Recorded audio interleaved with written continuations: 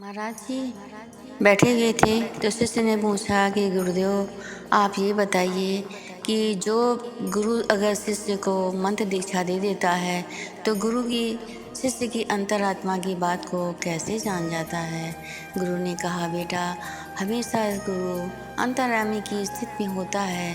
शिष्य क्या कर रहा है क्या नहीं कर रहा इस सब का उसे ज्ञान प्राप्त होता है और जो सच्चे मन से गुरु की आराधना करता है उन्हीं लोगों को गुरु की आंतरिक इच्छाओं के बारे में पता चल जाता है।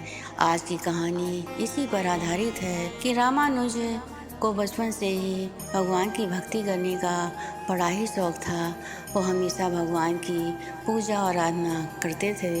एक दिन उनके गांव में एक संत पुरुष आए तो उन्होंने उनसे जाकर मंत्र दीक्षा ले ली। मंत्र दीक्षा लेने के बाद जब उनका मन घर गृहस्थी में नहीं लगा तो वो गुरु के आश्रम चले गए और वहीं रह करके गुरु की आराधना करने लगे।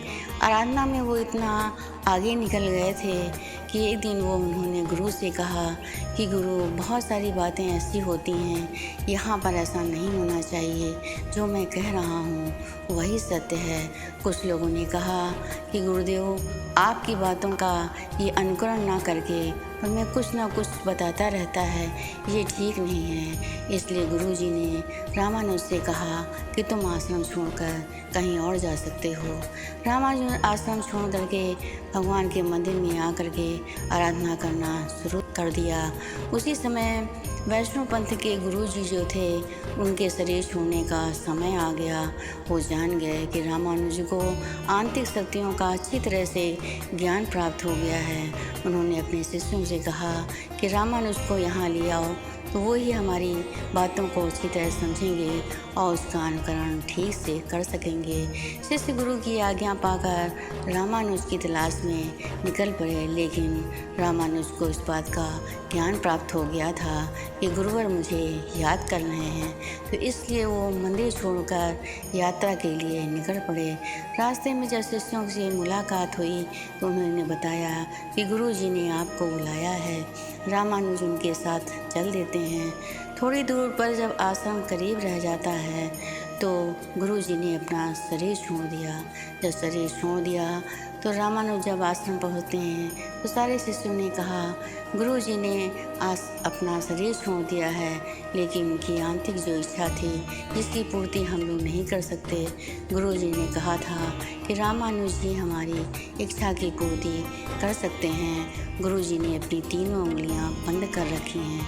रामानुज ने कहा कि गुरुदेव चाहते थे कि मैं विष्णु सहस्त्र नाम का पाठ करूं। कैसे ही उनकी एक उंगली खुल जाती है।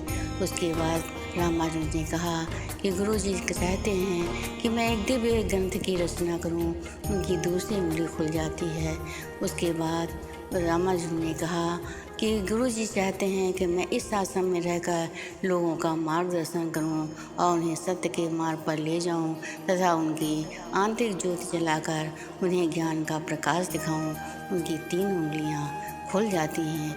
ये देखकर सारे शिष्य आश्चर्यचकित रह जाते हैं और उन्होंने कहा कि रामानुज जी आपने ये ज्ञान कैसे प्राप्त किया।